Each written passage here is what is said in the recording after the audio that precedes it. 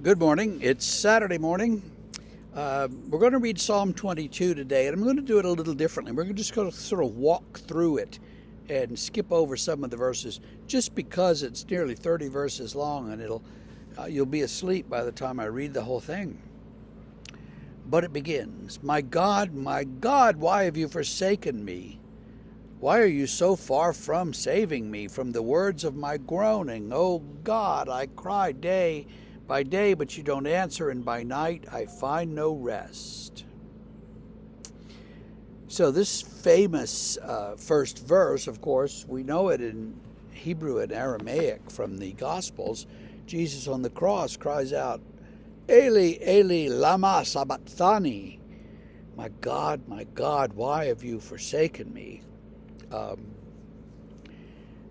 Jesus would have known the Psalms, and it is sometimes theorized that he was praying the Psalms out loud as he hung there dying, just because this kept him from,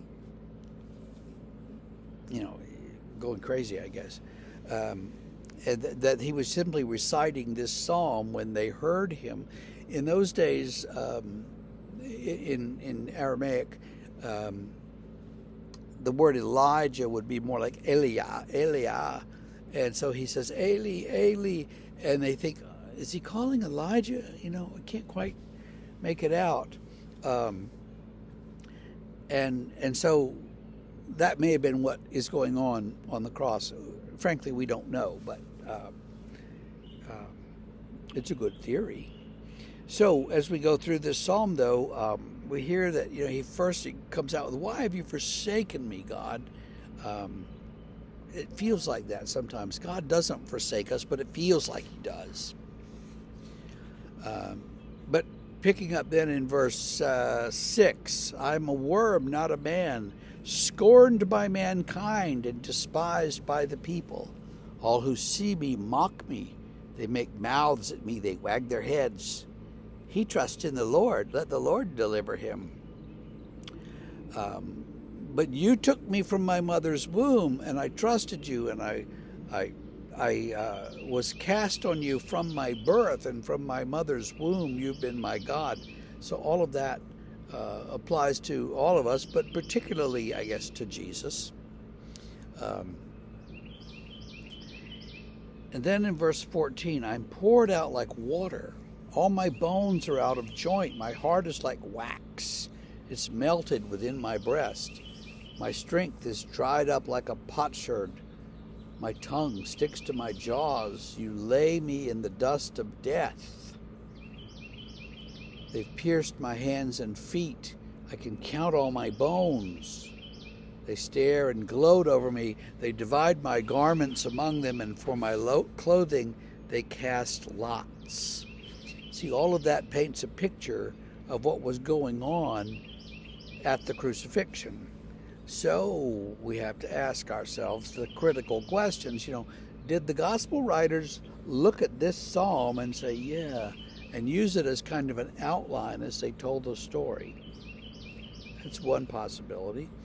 Did they, I don't think they made up stuff to fit the psalm, but did they see the things that happened and think, that's like that psalm, yeah. So did they correlate these things? We don't know, but they may have. Well, he goes on for a long time talking about, "I'm afflicted, but you are on my side, and from you comes my praise in the great congregation, and I will perform my vows, and all the ends of the earth shall remember and turn to God." And so it has a happy ending, I suppose you'd say. So it's not unusual at all for the New Testament writers to have the Old Testament open before them when they're writing, or at least have it in their minds when they're writing, and when they're saying, oh, yeah, this kind of fits. And so it could be that Jesus was praying the Psalms. It could be that Matthew and Luke looked at that psalm and said, yeah, that fits. Let's use that as an outline.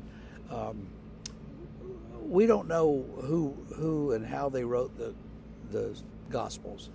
Um, we like to think that we know, but we don't know, and so we just have to trust that they are the testimony of faithful witnesses, and we see that those faithful witnesses didn't just write in a vacuum.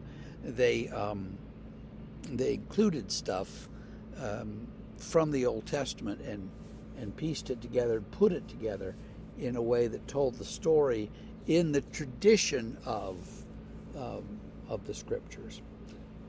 Well, okay, that's enough lecturing for this morning, and we will see you again on Monday. You have a great weekend. Thanks.